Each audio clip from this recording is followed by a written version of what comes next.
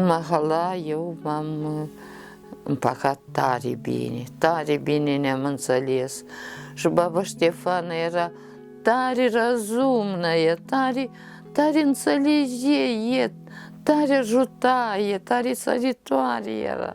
Și eu ajutam și sărim la tăcele, dar și la mine o ajutat și o săritoare. Tiotea Gravină a fost minunată. Când i-a rupt ciorul, ne-l oblojă în fiecare seară.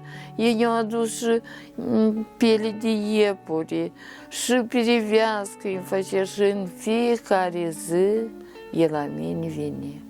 Țața Eliana tot tare cu minte, ajunge și el la mine. Eu tot o ajutam pe dânsa, dar e întotdeauna și tot ce aduce, ne înstrânge, făcea așa că eu să iau mai repede, să nu în rând să stau eu. Brânză lua de la șobeni. El întotdeauna mă chema și îmi dădea, tăie porcul, făcea friptură. Întotdeauna mă chema și pe mine.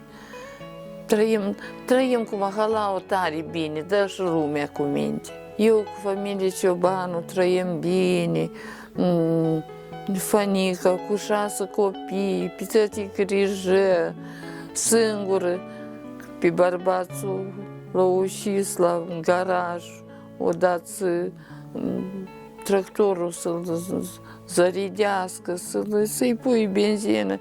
Și când l-a deschis așa, eu buhnit și eu sărit creierii de la cap pe tot peretele.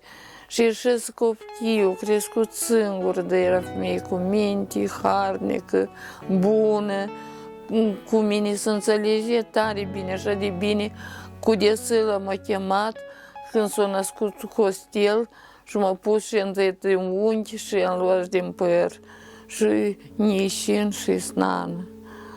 Am trăit bine cu Mahalaua, dar și cu satul, cu nimeni niciodată nu m-am svădit.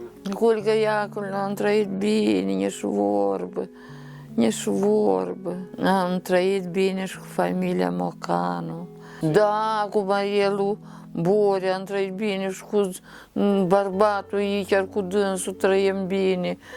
Dar noi am trăit bine cu tăți, noi cu Balan am trăit tare bine.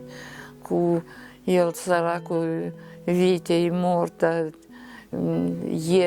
e trăiește, are 93 de ani și trăiește, dar el la mine a fost.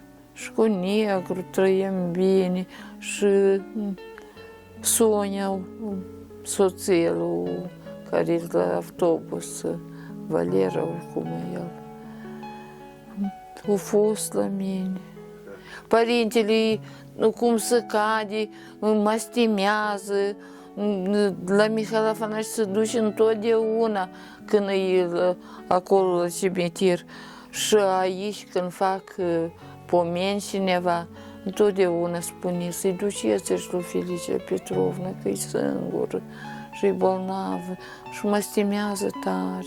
E părinte cum scade și așa să slujească întotdeauna. Și e om în dreapta lumea la bine, numai la bine.